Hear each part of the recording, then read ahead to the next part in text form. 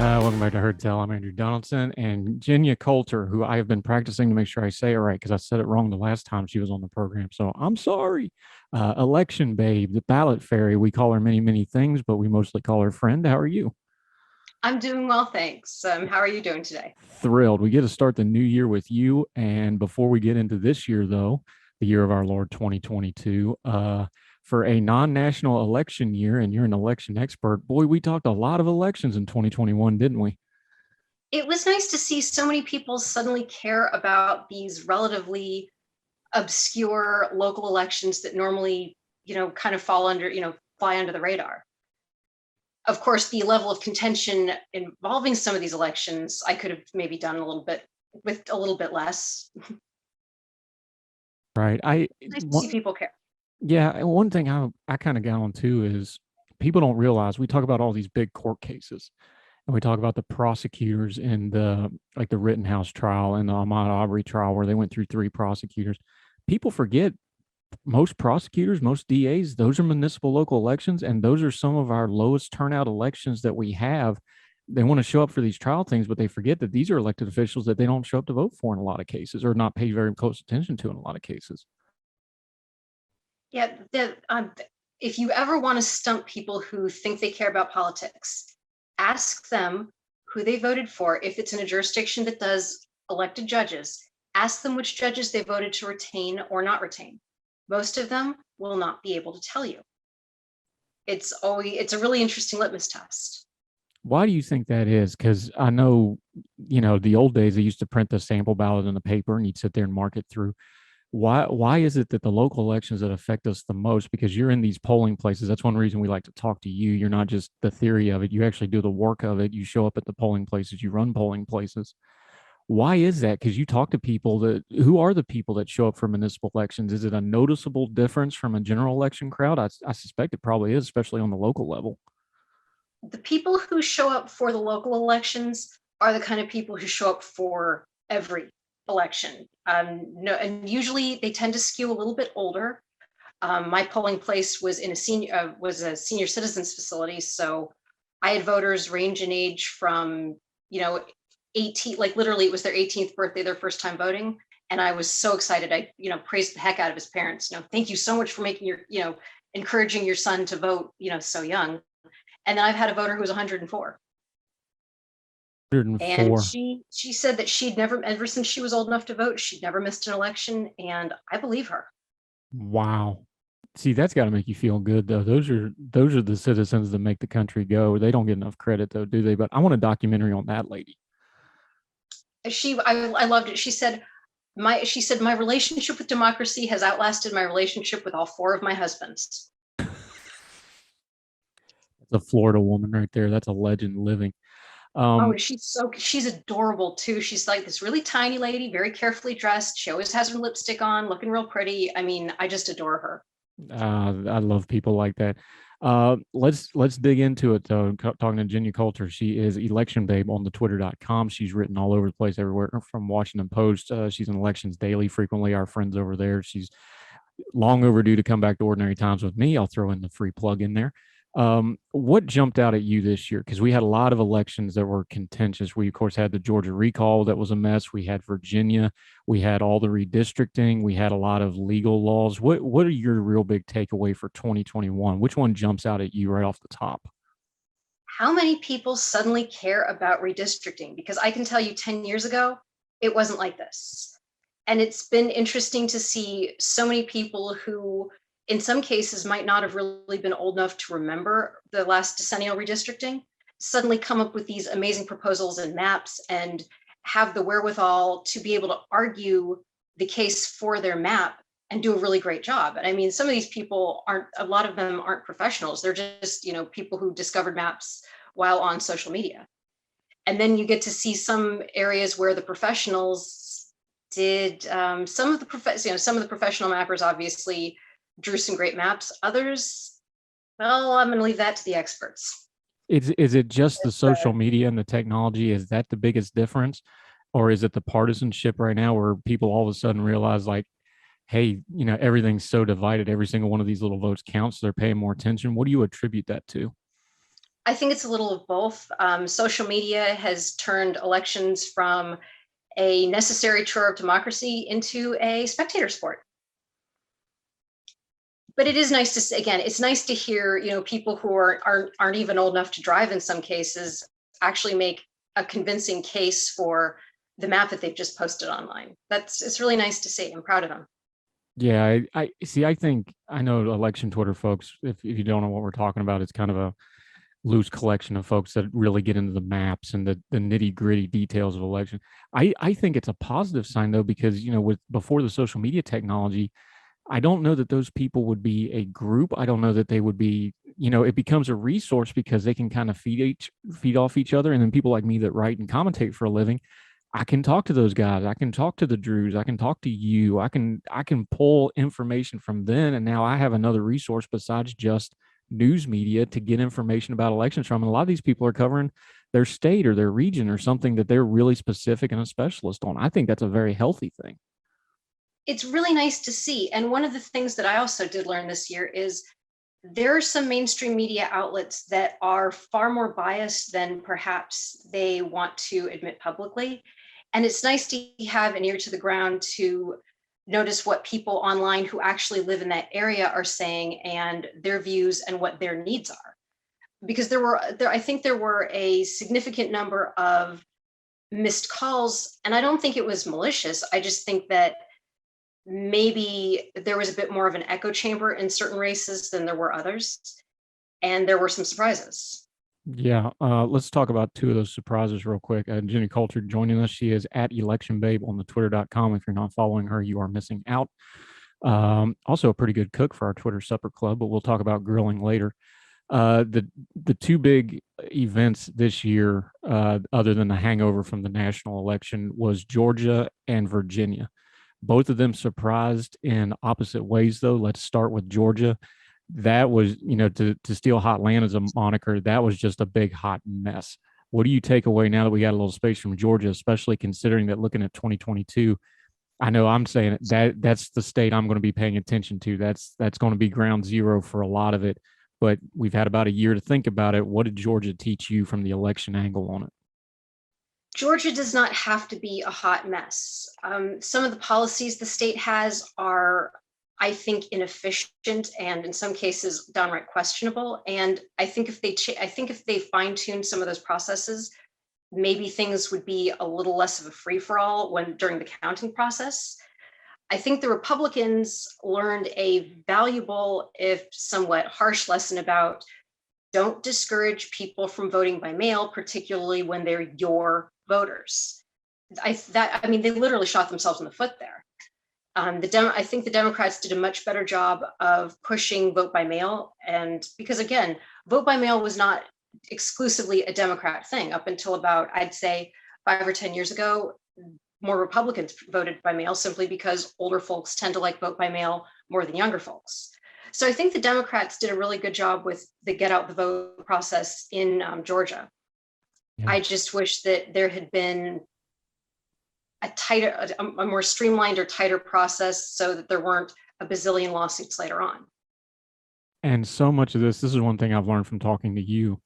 So much of this stuff is they write legislation or they do these rules for elections that are just inapplicable. Like they physically cannot enforce some of this, or they come up with a rule that you just cannot do it. You can't physically do it in the polling places. It makes no sense. And then you wind up with a mess because now the poll workers don't know what to do. The counters don't know what to do. And then from the outside, you get these conspiracy folks and they just see chaos. But a lot of this is just, they just didn't write it into the law very well, or they didn't think it through very well, did they? No, people underestimate the power of logistics. And one of the things I think that Georgia is a unique case in that there's, I think, 159 counties, and it's a top-down system. Basically, the Secretary of State creates all the policies and they get rocketed down to all the different counties. And sometimes there's some counties that it's not that they don't want to comply, it's that they don't have the resources to do so, and that's not fair to them. And then there are other counties that get all the resources and they still can't keep a tight ship on things.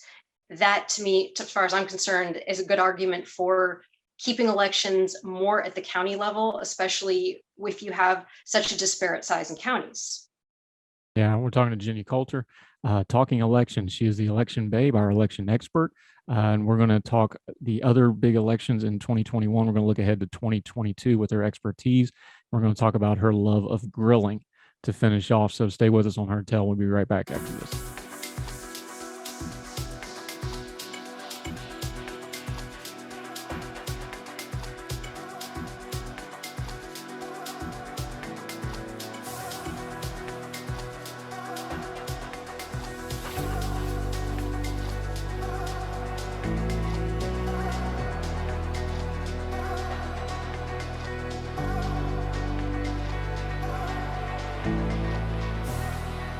Of our favorites, Genya Coulter, the election babe at the Twitter.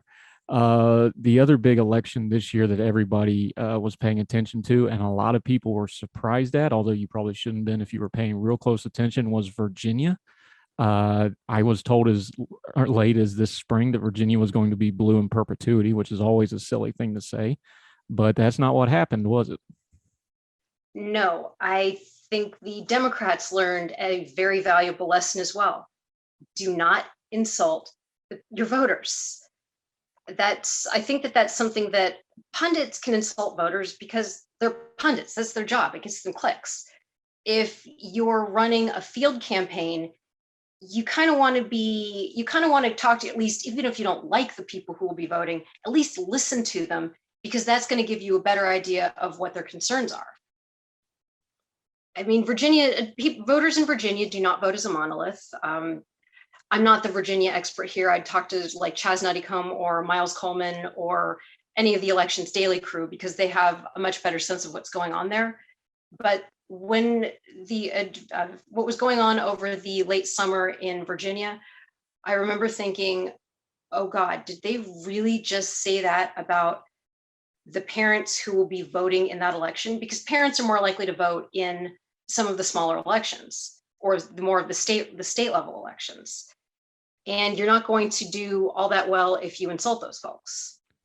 And something that you've always talked about, and I appreciate it, is, because we do the maps and we do the social media and we do the in-depth, and I think we forget that every election, no matter what's going on, it always comes down to who the candidate is. And I think that was just one of the ones where people, Terry McAuliffe, I don't care how you slice it, he just ran a bad campaign. And we forget sometimes all these environmental things, you got to have a good candidate and you got to run a good campaign, or the rest of it really doesn't matter. And he's not a bad candidate, actually. And I feel bad because the people who were working field operations, they poured their heart and their soul into this election. A lot of them, I read the tweets. I mean, I just wanted to give some of them a hug and a hot cup of cocoa. But there were certain things that there was clearly a disparity in between what the campaign was saying and what the voters were saying, and it came back to bite the campaign in the butt. Talk about that a little bit too, because part of being an elections person is you follow how these field campaigns go. They're kind of unheralded, these workers, but there seems to be something going on in a lot of these campaigns where the candidates and the staffers that are available, some of them are really having a hard time connecting to their groups. We saw it with the Virginia thing where the candidate was out of step and the staffers are okay. We're seeing it with the president right now, where frankly, I think his staff is out of step with the country. It's kind of the opposite, where he's more amiable and well-liked than maybe some of the stuff his staff's doing. What do you tell those people if they would come to you for advice, like, look, we're in the world now where it's perpetual campaign all the time. That's not going to change. It's never going to go back the way it used to be. How do these staffers and these candidates keep their ear to the ground and not come off so tone deaf, even with all the noise of the social media and the news media network, do you think? Remember that Twitter is not real life, but it's also, if you're going to do a lot of your campaigning online, follow as many different people in that jurisdiction as you can, because you never know who they're going to say, I had a great experience with this person. It made me feel very positive about this candidate. Or, I wasn't treated well by them. And if they represent the candidate, I don't want to vote for that candidate. It's really worth, some people just need a good listen. Some people need a good talking to. Most voters need a good listening to. Well, as we kind of look into 2022, we know it's the midterms. We know it's going to be loud. We know we have some situations that have never really occurred before because we're going to, the COVID stuff is still out there.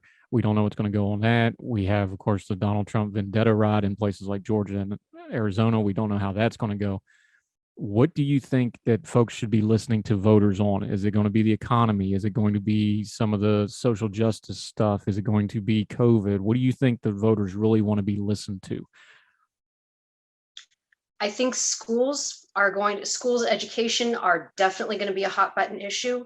Inflation, if it keeps getting worse, inflation's definitely going to be there.